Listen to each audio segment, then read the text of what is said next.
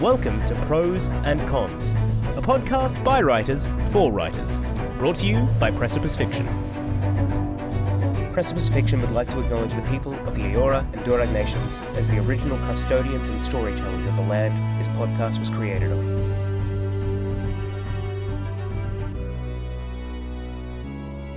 Welcome to Prose and Cons, a podcast for emerging writers by emerging writers, because sometimes we feel like prose and sometimes we feel like cons, which is particularly relevant to today's subject. I am your host today, Burnham, and joining me today is Matan, Elul. Hi. James Healy. Hello. Phoenix Raig. Hi there. And Alex Eldridge. Hello. Welcome, everyone. Really trying to hit a different one. That's exactly what I was thinking. Yeah, I I feel like tried something new. I also feel like I sound the same every week as well, so we'll have to mix it up. Today we are discussing. I phrased this topic as pressing the reset button on a project, but James phrased it a little bit better, which was returning to or restarting a project. Essentially, no matter how you reach it, we'll be discussing that moment when, during editing, a writing says, I believe in this project, something is here, but in its current form, this isn't it. It's not there yet, and what you decide to do next. But before we dive into that topic and pull it apart, I wanted to go around the group and ask everyone what they've been consuming. Books, TV, film, games. I'll throw it to you, James. I think I was just saying before the podcast that I went to see The Whale recently. Quite dark, tense, sad, and confronting. So I don't know who the audience for that is, if you like sad films or if you like great acting, I guess. But it's a tough watch. Yeah, no, I've kind of been scared of. I know it'll be great, but at the same time, I'm like, I haven't jumped out to go and see it yet because I'm I'm cultivating good mental health. Is your soul compatible with that at this given time? Good luck with that. Phoenix, what have you been consuming? Yeah, I've been all over the place. So last week we recorded our The Last of Us episode and stuff. And once we did that, I then went back over the last week and I rewatched 2 episodes with my parents and then proceeded to watch more episodes with my partner. Wow. She's almost caught up now. Wow. So I reconsumed that. We've watched a little bit of Dragon Ball Z Kai as well. Went back to that. I watched that already. Nice. Also, I wanted to throw out, this is the first time I've done this, but I'm in the market for a new anime because I've been doing a lot of rewatching of things and I'm trying to, some of my favorites are, I really love Full Metal Alchemist Brotherhood. Yep. I really love Death Note. Those are some of the high ones for me. So anyone here or anyone listening, if you have any suggestions, I'm having a deer in headlight moment where I know I've consumed so much anime, but I can't bring it all out at once for you. Yeah. It sounds like you like really character-driven shonen seems to be your thing. Well, okay, to give you the flip side of that, one of my other favorites is I really got into a fruits basket on the far other end of the spectrum. I also love Slice of Life. K-On! Is one of my favorites, actually. All right, fantastic. I love Slice of Life anime. I was not ready for the feelings fruit baskets elicited in me as a 6-year-old. Like I just thought I'm gonna see some cool guys fight and get turned into animals, and boy, oh boy. No. I feel like I have a funny relationship with fruit baskets because it's one of these ones where I consumed it many, many, many times without logic or reason. I just did. But also I'm very resentful of the fact that for me it was the wrong ship. I'm like, the wrong ship set sail. Yeah. Which can just ruin a story. But Phoenix, we should straight do a up. podcast about it. I know, anime. We've got an anime episode in us, That's a great surely. idea, yeah. Go and watch Spy Family is what I'm going to say to you, Phoenix. Excellent. It's that slice of life, but it's got shonen elements. It's super sweet and heartfelt. You'll love it. And for selfish reasons, I'll say go and watch Yuri on Ice because I need someone to talk to about Yuri on Ice. Wait, okay. Those are my How do two you spell recommendations.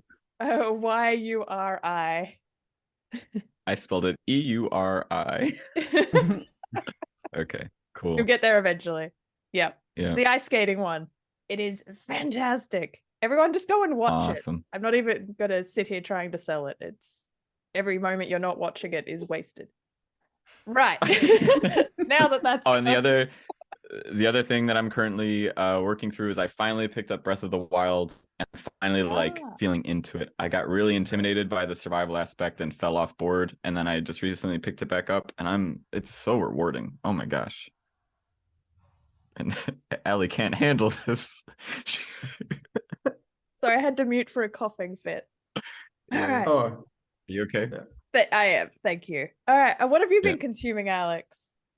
I've been reading The Witches of Eastwick by John Updike, I think it is, which is like literary fiction, but also there's witches in it, and like one of them just like casts a thunderstorm at the beginning of it.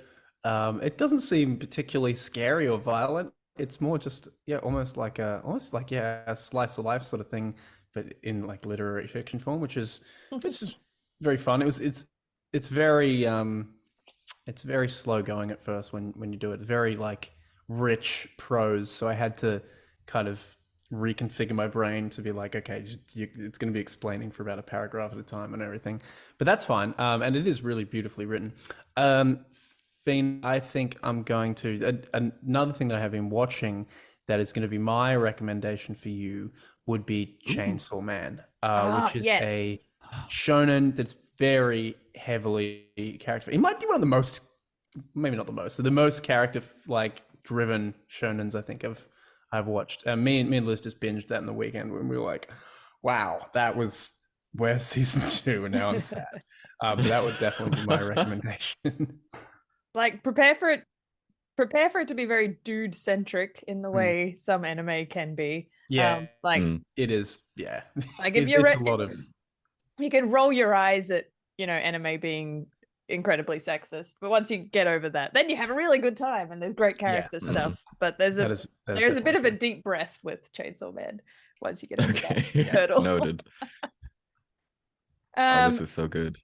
You could have a massive list. We'll just come back every week with more anime recommendations. I'll write a report.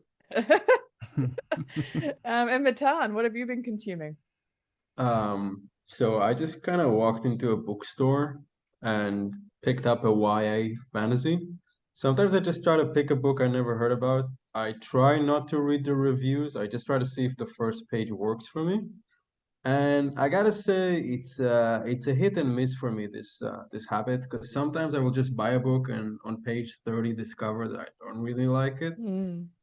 Jury is still out, but I've started reading Spellslinger by a guy named Sebastian de Castel, which I suspect is not his real name. So far pretty cool. I'm not gonna spoil it. I'll just say it's about a magical academy, and the main guy can't use any magic, and he's just an A-class bullshit maker. Like so far he's just like faking the shit out of all of his opponents. It's hilarious, really fast pace. So yeah, I'll keep you updated, but so far pretty good. I adore those tropes, so hopefully it's keep me updated if it's good quality. All right. Well, circling to today's topic, I volunteered to host with this topic basically because I needed a therapy session and it was cheaper to have a podcast episode instead.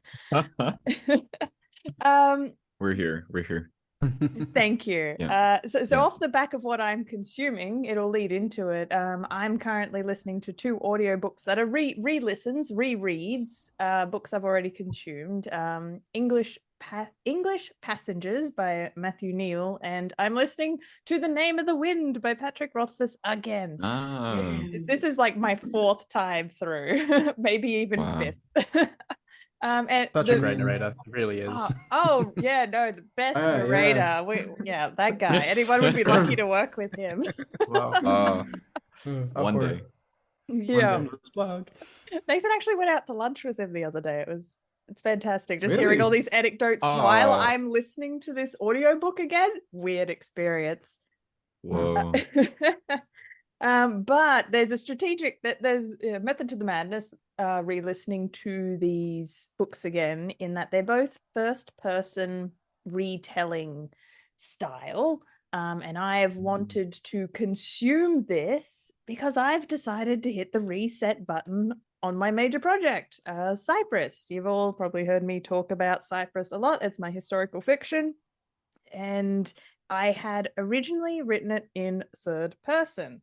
And after what feels like 2.5 years of editing, living with this story, working on it, maybe longer. I've had the idea for longer, but in terms of actually physically writing, I think it's maybe been 2.5 years. I reached this point where I was receiving consistent feedback that beta readers wanted more insight into the main character. They just wanted a few more thoughts from him. They wanted more feelings from him. Almost just consistently throughout. They're just like, do this, but everywhere. And then I would do a pass. I would insert more thoughts and feelings. I would blow up my word count doing this pass, and then I would edit it back, and then I would show it to a fresh beta reader, and I would keep getting the same note. So I felt a little bit like a hamster on a wheel, in that I'm doing the same thing and I'm not solving the problem. And this was getting to me a little bit. It was, I was in the depth of just struggling with the project, until I kind of took a step back, and I'm like, what if there's actually an easy solution to this? One big stone that will kill the multiple birds, the little bits of feedback. And I'm like, changing this to first person, it would be a massive rewrite, but it would in one foul swoop solve this lack of access to thoughts and feelings, I think. And I was kind of titillated by this idea once I had it, and then I'm like, oh no, now I will have to explore it before I can leave it alone. And I've had a crack at experimenting with writing in first person. I think it was working. It was very funny sharing it with Nathan, because Nathan's been a big alpha reader cheerleader, and when I pitched it to him, I'm like, I'm considering rewriting the whole thing in first person. He was initially like, no, don't do it. And I'm like, I knew that would be your reaction. But now that he's reading what I'm doing, he's coming around. He's coming around slowly. So I'm right in the middle of this new experiment, pressing the reset button and seeing what's happening. And I am enjoying it again. It's given me this new kind of breath of energy.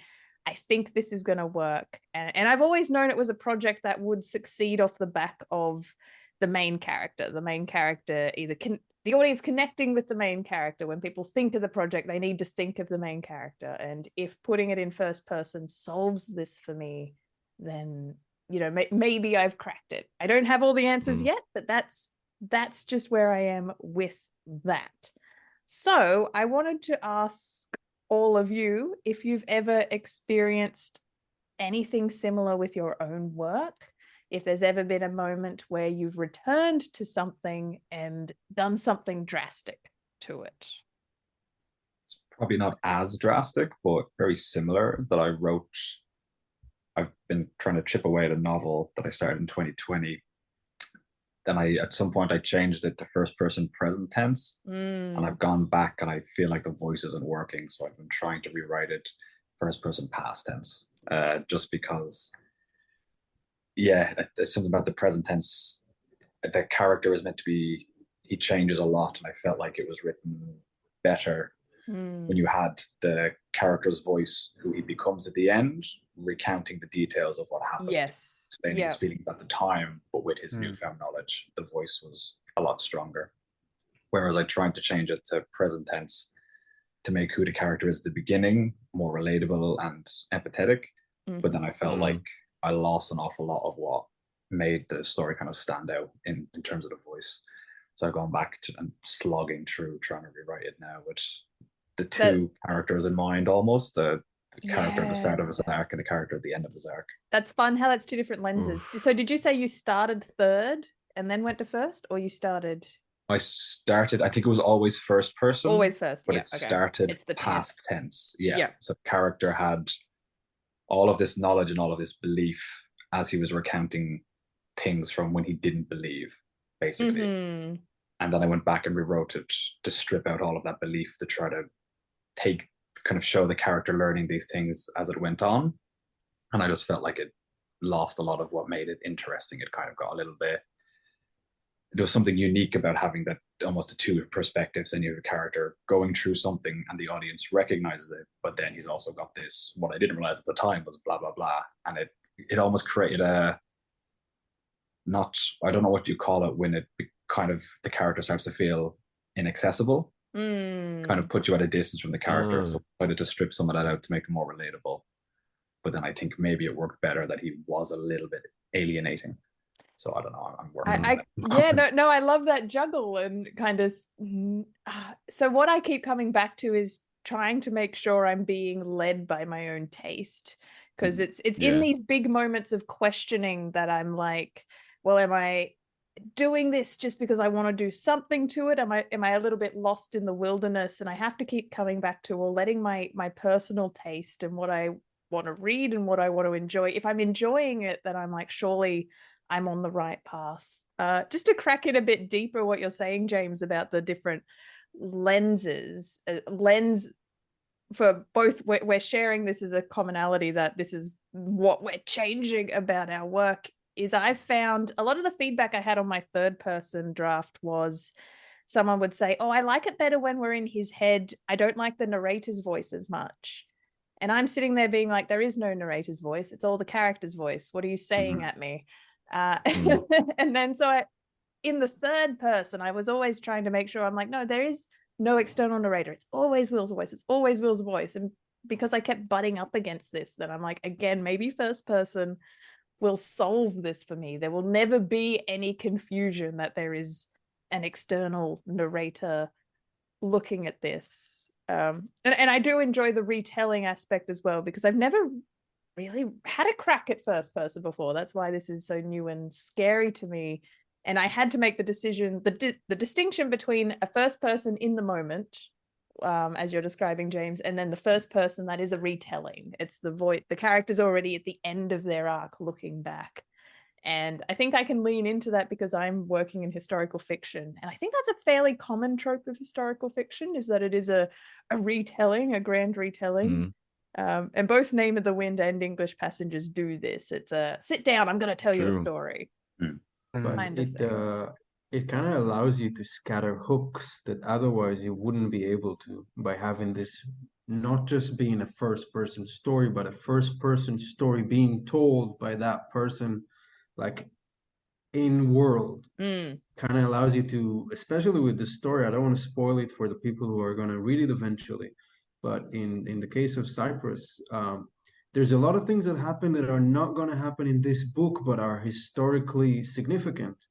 When you do first person, because the narrator, third person, cannot just say, little did he know that years later he will.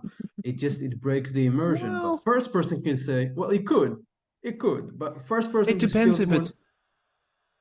Sorry, it depends if it's, and I was going to ask you this, Ali. Was it close third or omniscient third? Very close third was what I was always trying for. I never liked the idea of a narrator's voice. That was never the intention. I'm like, it's always Will's third, but apparently I wasn't quite achieving that, because people were commenting on the narrator's voice, and I'm like, I need to kill the narrator. There is no narrator. eliminate the narrator. I just wanted to comment that, Ali's being extremely positive about this, and she's looking at the positive of this, but this is a massive it's like a huge undertaking. This is not Oh, it's a something to slog. take for granted. This is a done manuscript. It is done several times over. I've read this book twice.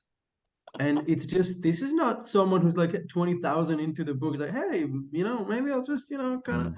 So kudos to you, Ali, for the balls. Wow. You guys know I'm the self-proclaimed king of rewrites, but even for me, this makes me think like, wow, this is big. So Well, that's thank you, quite a journey to Matan. go on. But that's Yeah. why I am questioning my sanity, because I am a little bit at the, well, am I doing this for the right reasons? But before I bring us to the next question, I'll just chuck it to you, Phoenix. Have you experienced a similar rewrite experience? Similar in the sense of rewriting, yes. Dissimilar in the scope of work, because it was not a novel. It was a 500 words children's book. So we're talking about the hardest part being letting it go, as opposed to the hardest part being the grind. But I just got to a point where I was getting a lot of different notes from a lot of different editors and agents and people, and everyone was liking it, but they were just like, they liked the imagination of it, they liked the voice, but they just like they got caught on these little details, and everyone had these different suggestions. And I was kind of trying to incorporate little pieces of everything to try to make like the super story that appeases every single person I've gotten feedback from. Yeah. And before long, it was like, this isn't my story anymore. Like I fell out of love with it. I was like, this isn't the story I wanted to tell. So like in the end, I had to be honest with like, I'm not having fun with this story anymore because it's no longer mine. So I scrapped virtually the entire thing, just full delete, and just rewrote the same story in a different way and saw like how it would come out again. And the result was one that I felt really good about. I really liked it. Still hasn't been picked up, and honestly it's like way on the back burner. I'm pushing different manuscripts right now, but I still love it. It's still back there. I might still go back to it. Actually, I probably will still go back to it. But congratulations for being guided by your taste, in that there was a moment where you sensed you were taking too much editorial, because I feel like I get stuck in that loop a little bit as well. It's almost this perfectionist drive to be like, no, I can incorporate every note, I can get this right. It's like a secret unlock condition that will appease everyone, and then I'll be able to sell it. I have another small sideways anecdote for Unsound.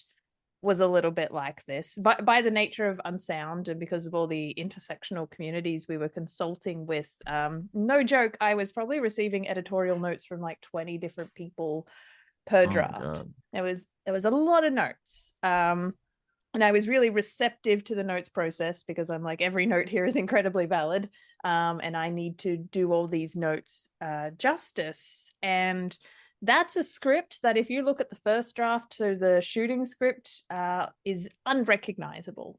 And I had to find a compass to which I somehow I could ground myself saying, is this the story I want to tell? Is this still the story? The themes, what's my touchstone? And for me, I landed on the lagoon scene.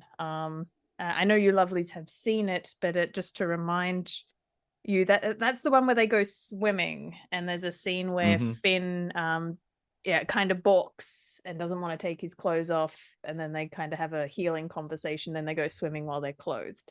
So that's the lagoon scene, and that was a scene that existed in draft 1. And I feel like when I wrote that scene, I'm kind of like, well, that's it. That's the theme. That's the tone. That's who these characters are. And that scene became everything else could change and pivot around it as long as that scene was always there. And I was really big on fighting for that scene. So the character names were changing, plot was changing, but around the midpoint there was always this lagoon scene. And it kind of struck home for me as recently as 2 weeks ago. Someone watched Unsound for the first time, came up to me and said, you know what my favorite scene was? It was that the swimming scene. And I'm like, I feel like I could have told you that was going to be your favorite scene. You haven't surprised me with this information, because I always knew the movie was that scene. So it was kind of validating to be like, that my taste did manage to guide this structural decision. Thank God I'm not. Nice. And my taste must be worth something, and I feel like I'm questioning it a lot at the moment because of Cypress. So to have that moment of, no, I just find the thing that is the touchstone of the story. Everything else can pivot, but as long as you have a touchstone. With your rewrite Phoenix, did you have an equivalent touchstone when you pressed the reset button? Yeah, it was like you saying touchstone. Like I kind of, it's almost like there's a thread that runs through it, and it's like that's the true story, and like everything around this little string can change, but this is like the soul of it. And so basically I was like, I'm gonna strip everything away and just like tell that string again and see what forms around it. It's like the seed of the story, and as long as I had that seed, I could like make any multiple iterations of the same story. But yeah, like the one for me was like, I guess there were always two characters. There were always two female characters, and they were the main characters. And then they were always, the horizon was always involved. Like the objective in terms of physically where they're going was the same, but like kind of how they went, how they got there, and exactly what they were doing there was flexible. And that is ultimately what changed. But the journey, the soul journey and soul objective was about the same.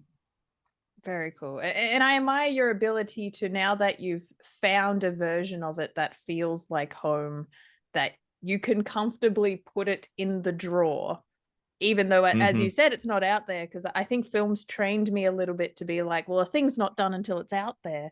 And I don't know if I'll ever have the confidence to be able to put something down and be like, it's down because it's done. Like I've found its finished product. I did want to throw it to Alex, because I know you're likely to have a counter perspective to this that I encourage you to share about finding and being happy with the finished product, and being able to move on.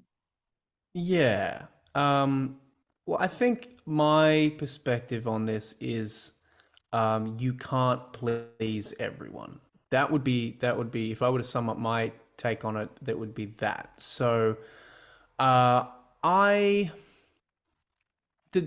main thing for me would be, let me see, it's not a bad metaphor, Phoenix, you talking about like having the golden thread that goes through it. My usual take would be, and I don't really use a lot of beta readers really, like maybe 4 for a work. And I get all those things and have a look at them. And honestly, some comments I see there, I will just disregard. I'll be like, that's not for me. And I'll go through it. But what I'll do is I'll look at the different things because most comments, if we're really honest with ourselves, most comments are pretty good, or at least have the seed of something that you already realized. So I look for those as confirmation of things that I was like, well, yeah, you know what, that character's motivations are actually pretty dinky. Or, maybe this is a little ham-fisted. So yeah, I'll go through and sort of look at that and just kind of base what I'm rewriting off that. I'm actually going through a novella that I wrote now, and I didn't really know where to go with it. It felt like things weren't working, but I'm not very good at analyzing my own work and going through it. I kind of need someone to hold my hand through it. So I got some feedback from 2 people, one of which was Paddy actually, and a lot of those. Oh, and Liz, she didn't write it down, but she gave me the my girlfriend gave me the the talking spiel about what she didn't like about it, and what she did. And yeah, using that structure, I went through and went like, okay, cool. Well, this needs correcting. This needs correcting.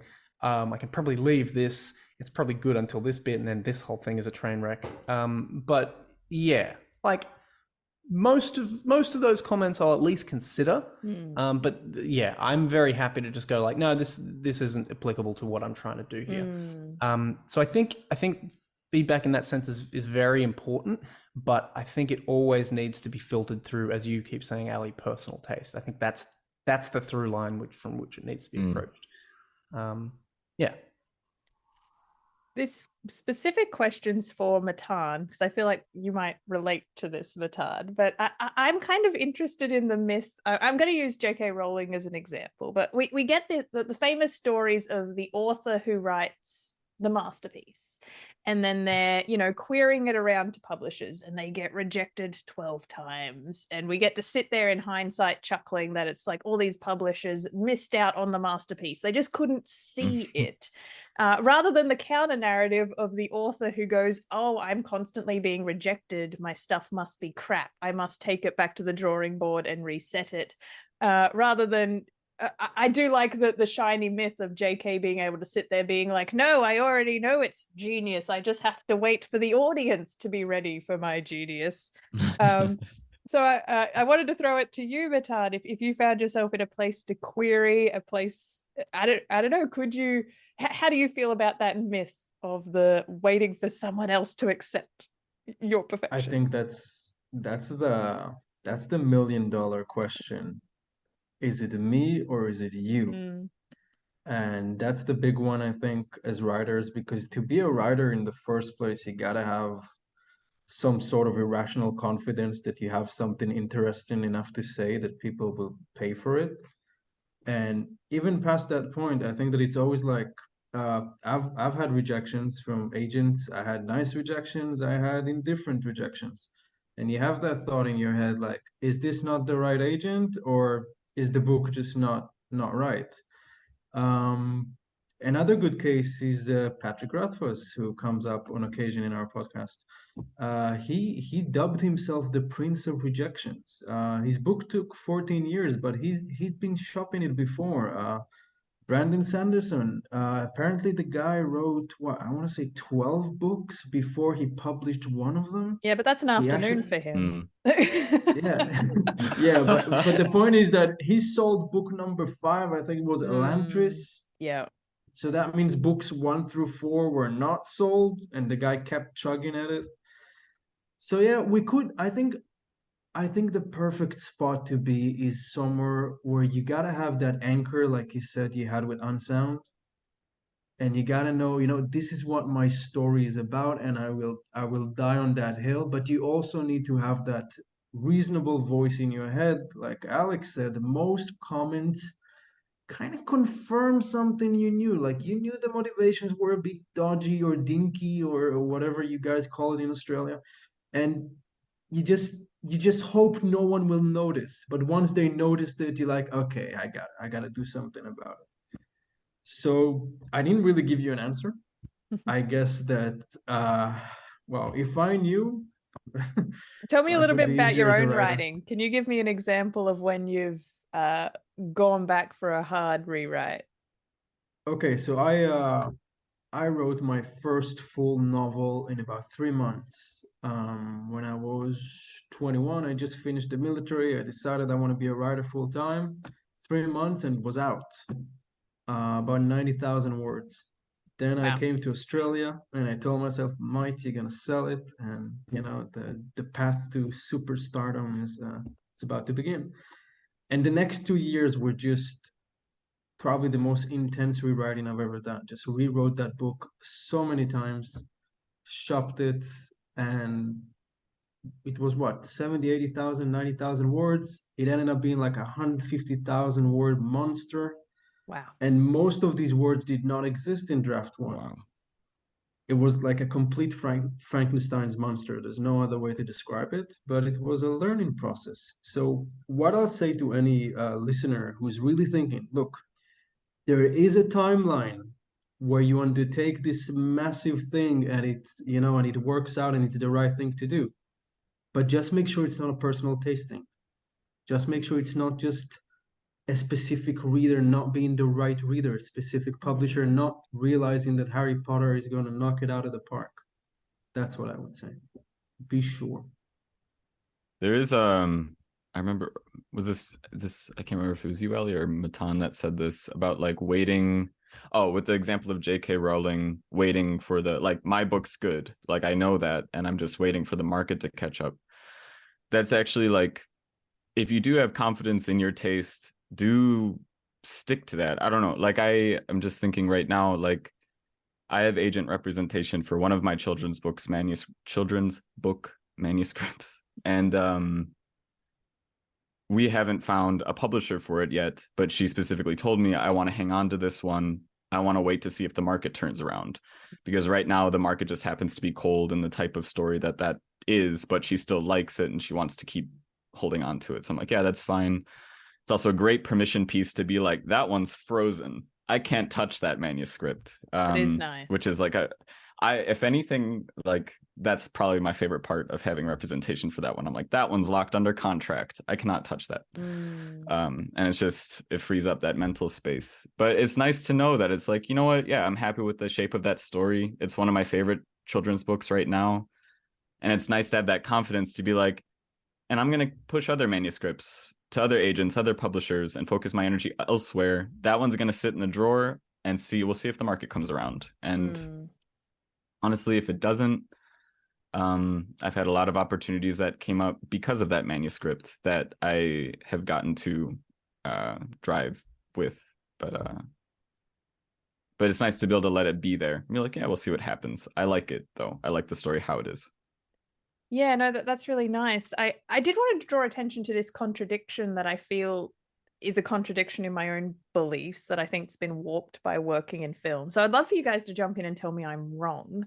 But it's this idea that I'm equating a finished product with it's been sold, or it's under contract, or it has that validation that is a monetary worth. The commercial market has told me when it's done, even though I'm justifying it to myself as, no, I'm going back and editing it because I want it to be the best version it can be. But then I think my subconscious thinking is it's the best version of itself when it's sold. So I wanted you guys to maybe come in on, I don't know, the dangers of a market-driven success win condition. I don't have much to say. I just wanted to throw out Blade Runner as an example of something that had been done into a movie and was not deemed finished by the creator. Like, he literally did that movie 4 times after it went to the cinema. So for some people, that's not enough. All I know is, for me, anytime I try to write something based on what I think the market would like, it always feels soulless. Like, I don't enjoy writing it all that much. It feels very mechanical, the whole process. It's like I can feel myself constructing the story beats. It feels very sterile. Yeah. And I'm like, I know what has to happen. I know where it has to go. I can make a story like this. But it's not like, I don't know, it just feels deprived of, I guess, the spark that like genuine inspiration comes from. So those projects end up usually getting put down. And the ones that I drive that usually go to completion or more of a polished state are the ones that were like, I really wanted to, like, oh, isn't this a cool story? I just have a cool world in my head that I'm like, isn't this neat? Those are the ones that make it to the end. Yeah, I think I'd say something similar, that I think I probably write a lot of stuff that might not be in any way marketable, or might not necessarily be something that other people would enjoy reading. So it's when I get to a point where I feel like something's nearly finished, I'm like, oh, you know what? that actually might work, or that actually might be marketable. I'll just take that in a slightly different direction than a project that I'm nearly finished on, and I'm like, I know no one's ever going to read that. Just put that aside. That's too weird. Are these usually short form experiments for you, James? Yeah, usually. And I guess I get to about 70-80%, and I'm like, if I really, really like it, then I'll push through to the point where I feel it's completed. But often I'm like, I know that's never going to get picked up by anybody. It's too unusual. But sometimes I'll write something and I'm like, oh yeah, great little first act, second act, third act. That's got a feel of a story to it, and it's got a feel of, it's a bit of hope at the end. Cool. I'll turn that into a story. Maybe this one's will be wider consumable. Yeah, I'll make that consumable for human beings. All right, yes. I was just going to say, I don't think I've ever really written anything specifically to market, but I do try and write in generally in the horror genre. So I guess those rails are there, fairly perennially in some respect. But I look at that as more of a structure than like a like a hey, is this commercially viable? Because typically horror is the least commercially viable fiction form from what I can see on mailing lists and things. But yeah, no, I don't know. I think I'd be open to it if someone's like, I need a zombie story right now, and I was like, I could probably whip something up for you, but I've never tried. So I don't know. It reminds Alex, me. that's what we need. We just need prompts. Just write me a book, 105,000 words. It has to have, this kind. We'll do it. Well, I'm actually thinking of doing something like that now for like a bunch of TikTok sketches, like just based on because The Last of Us is out. I was like, I've wanted to do something with these characters for a while, just like little skits, and I'm like, but it just doesn't quite feel right in this context. But then I'm like, end of the world zombie apocalypse thing, make it sort of a parody. I don't know. So I'm thinking I might do something with that, which is like, I guess in a sense, writing to market, I was having a very interesting conversation the other day it was around that, say, getting a project to that 80% mark. So we're talking if 100% is this bar we're holding it to as, an artistic output that we're proud of and is our vision we aim to achieve. Getting to 80%, you can do, relatively easily on your own. You can get it there. But it's the last 20% of a project that then is almost the equal amount of time. Like, it's in terms of ratios, you can do the first 80% quite easily. The last 20% is going to take almost the same amount of time and effort, if not more. And it's this interesting idea that books, maybe someone's very first book, getting it out to a market, you have to push through that last 20 to get it to the 100%. But then once you're a famous author, you can settle for 80% thereafter, and that's often where you see the symptoms of in a trilogy, someone's first trilogy, maybe the first book's amazing, but book 2 and 3 just feel kind of average, is because by that point they've been able to settle for that 80% from themselves, from either the pressures, the timeline on it, but 80%'s been good enough thereafter, rather than pushing through that really murky 20%. And that's where I feel like I am when I hit these dramatic reset buttons, is because I've found 80%. I've been around 80% for a while, and I've just gone, well, no, I gotta crack it. I'm now in the arduous task of this.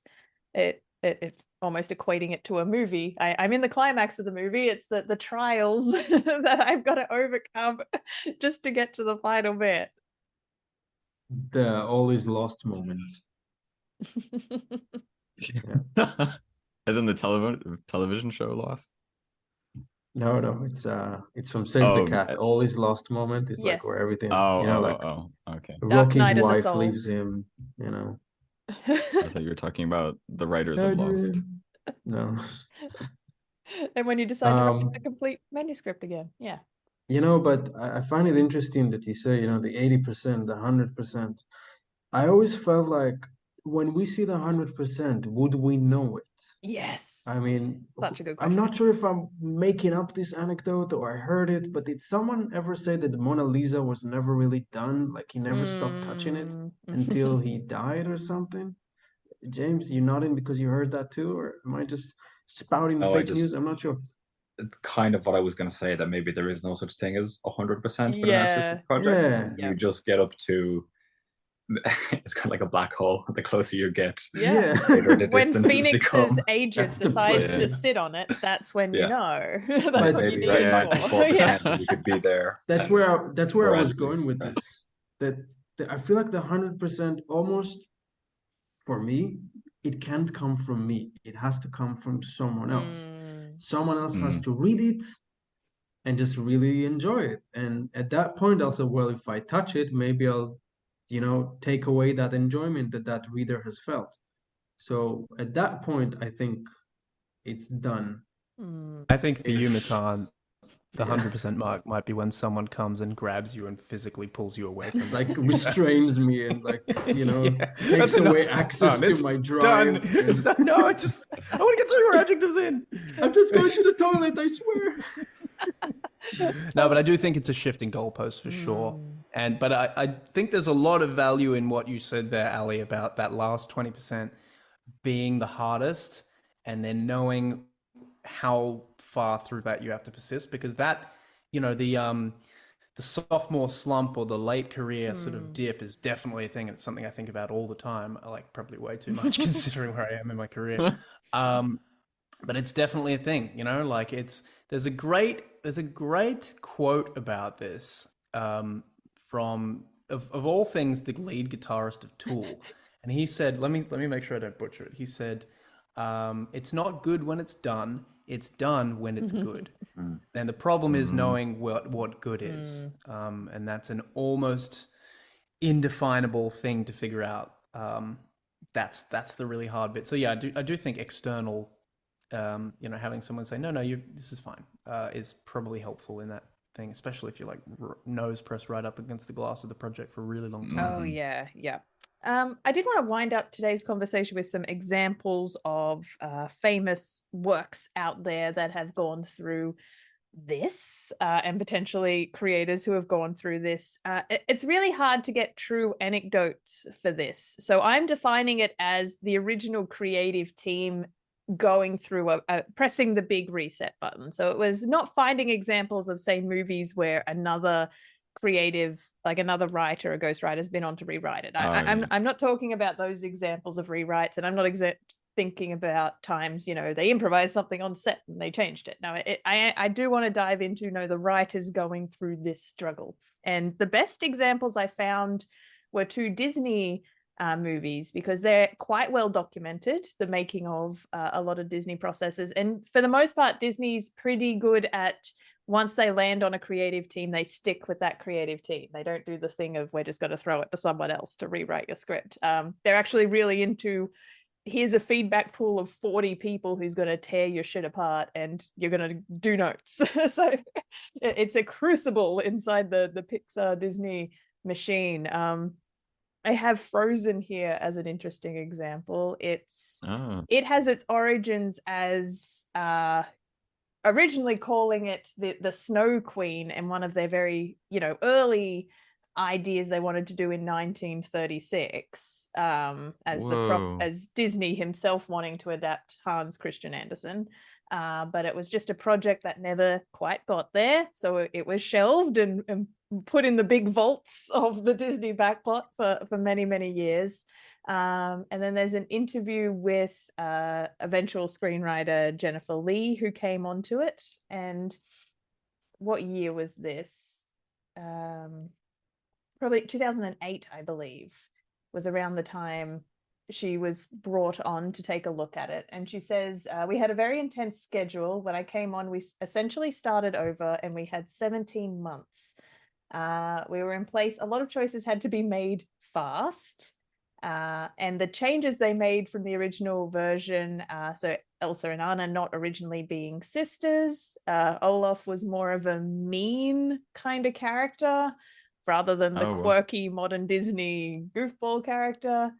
Elsa, I think we've all heard, was just a straight out villain of the story. And then the entire ending itself was quite different. So that's where it started. And then over the course of 17 months, it became the Frozen we know. So that's a very rigorous turnaround in a very short amount of time. Yeah, wow. The story for us came together fairly late in February 2013. Its parts were good, but it wasn't adding up to the big movie that we envisioned. It was really between February and June that we put so much concentrated work into the story. We rewrote songs, we took out characters and changed everything, and suddenly the movie gelled. But that was close. In hindsight, piece of cake, but during, it was a big struggle. Wow. All the interviews I've heard of kind of the crucible that was the making of Frozen does sound very intense, and I do really relate. But I think it was one of the ones that they were rewarded for it. Frozen was an out of nowhere hit and became one of their biggest money makers to date. They've announced a Frozen 3, all because of. You could say that they looked at that first draft and they let it go. Sorry, I Wow. couldn't hear Yeah, myself. no. Well, they had to, and I think one of the anecdotes I've also heard was it wasn't until they recorded that song with Adina Menzel that they were like, "That's not a villain story. What the fuck are we doing?" And that was a bit of a That's the reset. fun. Yeah, so she was meant to be the villain all the way up until that moment, and then I think they're like, "That's the wrong path. That no longer feels right." After kind of hearing that song sung, then they're like, "We need to reshape the story around who and what Elsa is and that emotional core." And kind of thank God they did, because then they created a modern anthem for that generation. Will I don't know what the Lion King means to us, I think is what Frozen's going to mean to the generation just below us a little bit. True. It's so crazy looking back on those things because it's like in retrospect, it feels so obvious. Oh, It's you're like, why would right. you even Yeah. need 17 months to write that story? But they're literally pulling it out of the ether. It's Yeah. never existed. So you're mining raw storyline and trying things out and seeing what fits and finding dynamics and all these things. When you're pulling it out of nothing, it's very impressive. And when you find it, it's like, yes, that's it. It's so Yes. obvious. Yeah. But when you're in it, it's not. So yeah. And Hats off. I hope I get to look back chuckling in 2 decades and be like, why did I ever write Cyprus in third person? I was not on the right path there. That would be very nice to have that hindsight moment. And what else? What other examples? The Emperor's New Groove. Has anyone heard of this? It's kind of The one origin where he story. turns into a llama? Yes, the llama one. Oh, I That's love such that a good movie. movie. So it I has love a that love movie. back to Disney. it famously rocks. has a hellish development kind of story. There's a documentary out there you can find online that Disney's tried to bury because they don't What? actually want the behind the scenes of this movie like coming to light. But I think at some point Sting was involved in the music, and part of his contract was, no, I want to document the making of because I'm Sting. So the only reason we have the behind the scene footage is because it was in Sting's contract and he was able to save it from Disney's delete button. I kind of love all that contractual nonsense. But we know it was originally meant to be a very typical Disney story in that we had just had Lion King, The Little Mermaid. So we're talking that era of Disney. And they wanted to tell an Aztec story called Kingdom of the Sun. That was going to be this story of a prince who goes through hardship, turned into a llama, but then comes out and, becomes the leader his kingdom needed him to be, which is not the story of the Emperor's New Groove. I mean, it kind of is, but it's not tonally where that ends up at all. And it's such a weird movie. I love it, but it's so weird. Yeah, it went through a very It's similar... the black sheep of that era it for sure. It's brilliant for it. Go and look up the crucible of what it went through production wise, and that it was just a nightmare. I was constantly getting notes, wasn't coming together, and until they landed on this quirky tone and realized that it was a story that couldn't take itself too seriously to work. And then suddenly they had a success condition that they chased, and they just rewrote the whole thing off the back of that, to the point that the movie doesn't have a script. I love this anecdote so much that at the end of every Disney production, they're kind of like, can you please submit the formal final script for our records, for our archives? And the creators of The Emperor's New Groove are like, there is no script. We kind of improvised it in storyboards because we were just making it up as we went along. So they went back, and the formal archived version of the script is a transcription of the finished movie, because the finished movie came before a script. So that was the kind of nightmare that Crucible was. Ali, how many screenwriters are listening to you right now and thinking, can I get away with that? Oh, I super don't recommend that, especially in animation, where everything needs to be locked before you should spend that amount of money on animation. That's why it's just so astonishing that that's how The Emperor's New Groove came together. Storyboard first. The other examples I have that are well documented version, like this phenomena of just the author wanting to tinker with their own work and not being satisfied with the vision, is I've gone back to stories their books have been published, but the author has a couple of years later wanted to put out a new edition and bury the first edition. So that's a really clear pipeline of there's no external pressure. No one's made them do this. This is the author's like, oh, it's not done. Take backsies. And the three examples I have of this is The Stand from Stephen King. There's one tick for the Stephen King counter. This is just stuff I was reading this morning. I don't know if, feel free to expand, Alex, if you have more insight into this than me, but he had initially cut 400 pages from the first publication. 12 years later, he goes back and re-releases the novel called The Stand, the complete and uncut edition, where he's restored that text. But not only does he restore, like, say, what he's been told to cut, he then changes the time period from the 1980s to the 1990s. So he does a rewrite where he's changed the decade, and then he's also put in pop culture references throughout the book. So that does feel like a changing of vision. Yeah. And the thing is, it's like the things that are added into it are really good too. Like I've read it through and then read him being like, yeah, and I put this in, and I'm like, that the trash can man bit, that's like the best bit of the whole book. So like he's put in sections that are just like, you can see why they're removed because they're not strictly like related to the thing, but like it just gives it that feel of like sprawling epic. Yeah, right. You know, that's what I sort of call it. But yeah, I didn't know about like the I had a feeling that it had been, you know, redone in, well, yeah, no, you can tell it was like redone in the 90s, but there are little inklings that you can be like, okay, there are a lot of references in here that seem a little, you know, but yeah. He did something fun thing to do to project. He did something similar with the first Gunslinger book, where in the first act, the protagonist, someone uses a character important to the protagonist as a human shield, and in his early draft, the protagonist doesn't even hesitate. He just pops the human shield and then pops the person using them as a human shield. And then in later editions, he's changed the context of why he makes that decision to humanize the character a lot more. But it's a really different, like it's the like kind of first act, you know, first time the character is in action, that scene where you say this is who the character is kind of thing. And he really changes the tone of who that character is based on just a single line of dialogue in between the character taking action. And I was like, oh, that's a really interesting, because I came across it, I was like, oh, I distinctly remember the character just cold-bloodedly precisely saying, oh, you're in the way, bang. And then later on it's like changes it up, and I was like, okay, interesting.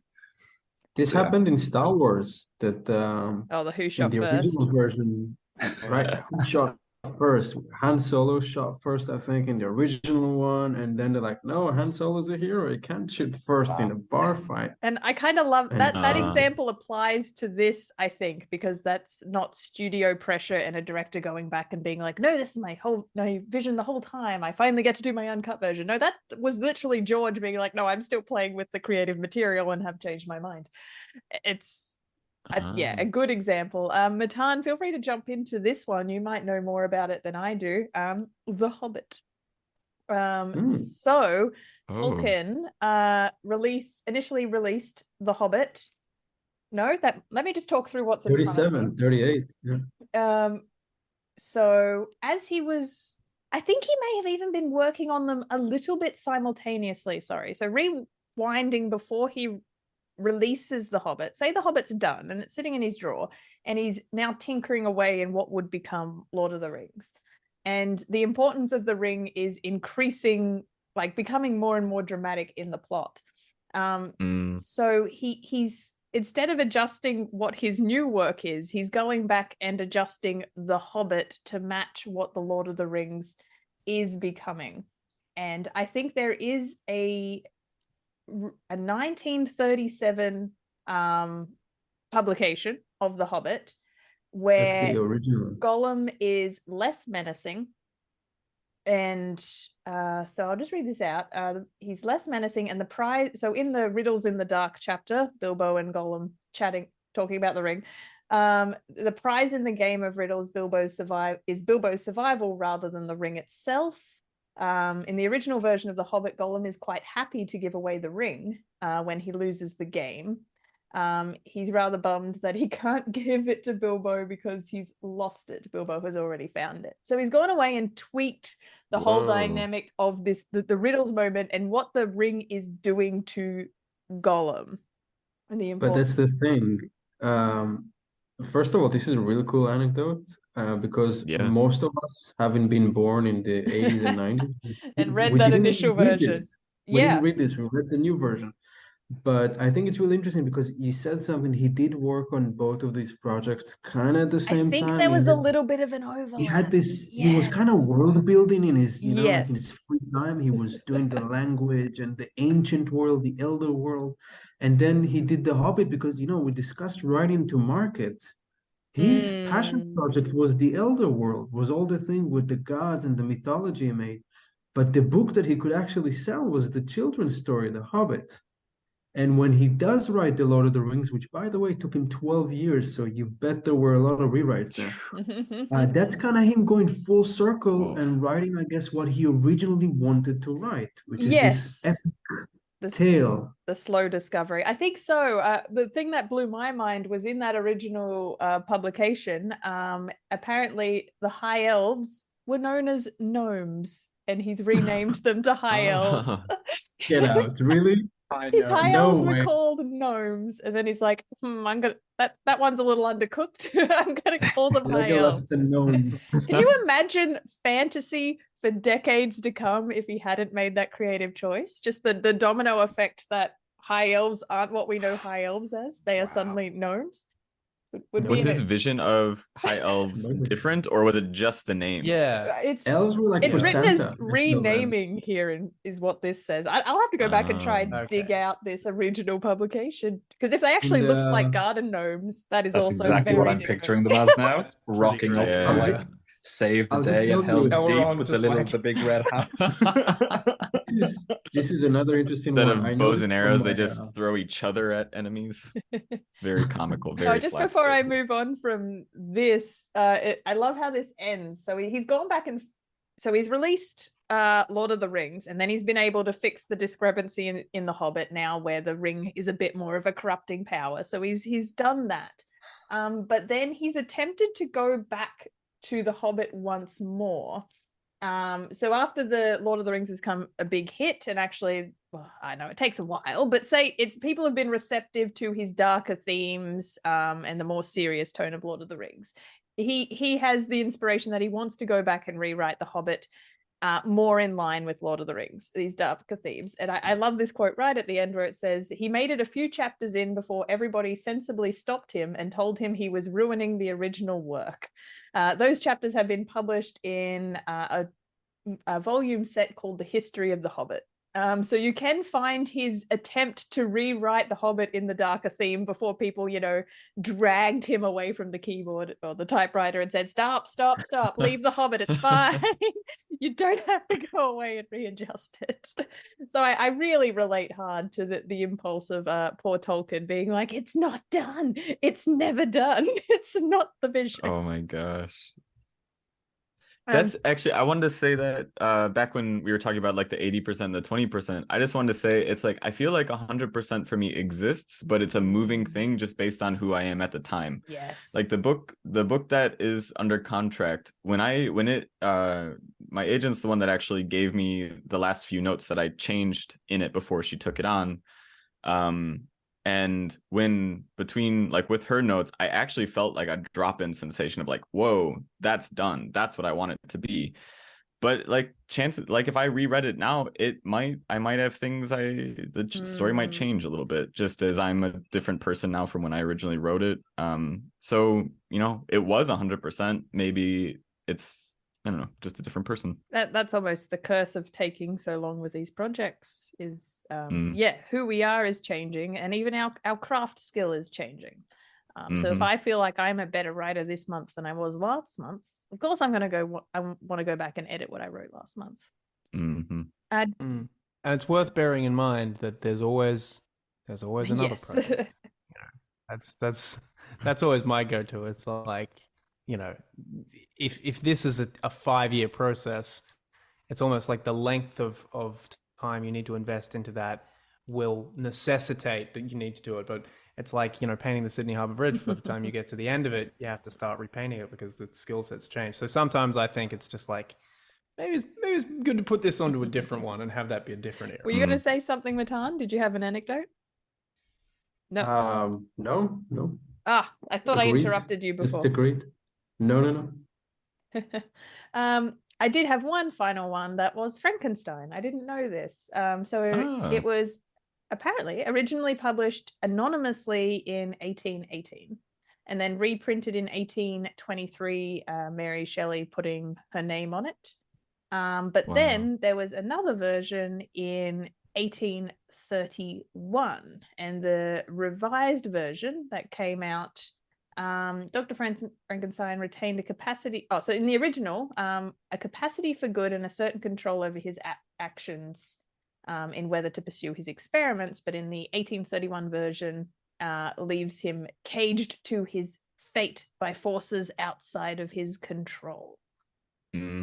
So there's the article went on to speculate. I didn't like it, but it went on to speculate that it's because she had lost all the people in her life, and she was in that period between 23 and 31. Mary Shelley went through a really crap time.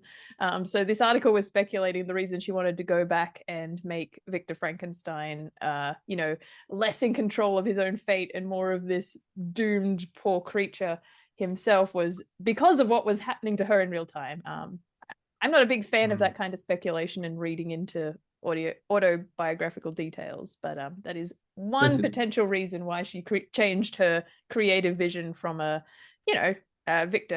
sunny Victor making these choices to Victor not having any choices. That was the original title of the book, Sunny Victor, and changed quite a bit. It just makes me wonder, if some of the older stories we know had earlier drafts. What if Oedipus was originally this happy ghost story, and they figure it out? Just all these stories, what did their original versions might have looked like? I do find Moby that Dick kind of draft speculation one. about the Frankenstein story. That's sort of like a non-artist's way of trying to interpret artistic decisions. It's kind of oh, she's sad now. She hit the sad spin. It's not necessarily. Maybe she just had a brainwave one night. She's like, shit, that would be so much better if I wrote it that way. And then she might have just felt like, oh, this is more compelling. Well, how much of our writing? No, she got caught by the brain fever. Sorry, but how much of our writing is going to be attributed to COVID? I mean, when they look back on this time, they're going to say "Ooh, they had a plague in their story." You know what that means? Just funny because there's almost no references to COVID in any media material for the last 2 years. Almost because none. we're still in denial. We're still in the denial phase. We don't have a taste for it. Apparently something similar happened during the Spanish flu. The artists at the time didn't reflect the Spanish flu in the art, the immediately 5 or 10 years after it happened. It just not directly, no. But I imagine that'd be I think something in there. There's probably I feel like The Last of Us is the first almost nod to the fact that a pandemic happened that I've seen in popular media, where they have they have little things that I speculate are little winks. When they're at Frank's house, they focus on Ellie specifically taking toilet paper, and it opens with a person explaining what a pandemic is, where clearly the whole audience knows. The cop at one point when they're when in the episode 1 when Joel's walking away, the Fedra person's stay safe, and he's like, yeah, you too. I'm like, oh man, everyone said that. That was what people signed off on emails with. I was listening to their podcast, and they're saying that what their intention was with the introductory scene was to mention, oh yeah, viruses are bad, but funguses are worse. And they were saying they didn't want it to be all about COVID, or they didn't want to rely on people's experience with COVID. They wanted to kind of acknowledge this happened, but unfortunately, this will happen again, and it will be worse in the future. And this is how. So that was their kind of intention with that.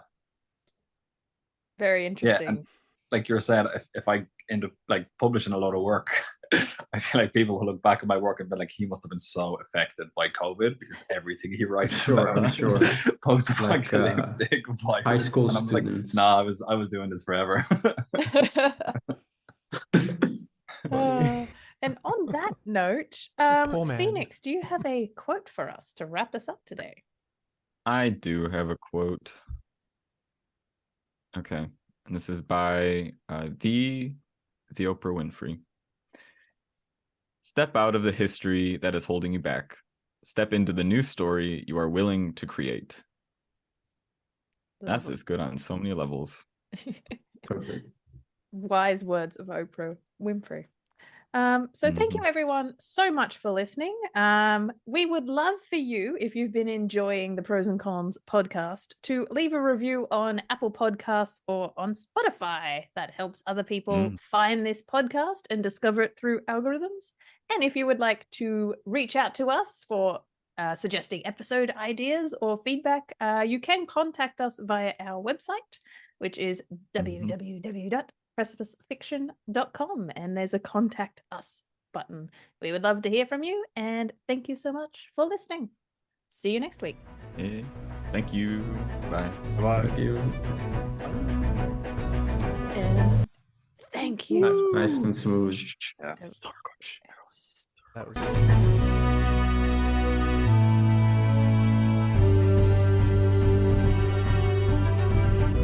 You're listening to Pros and Cons, the Precipice Fiction podcast.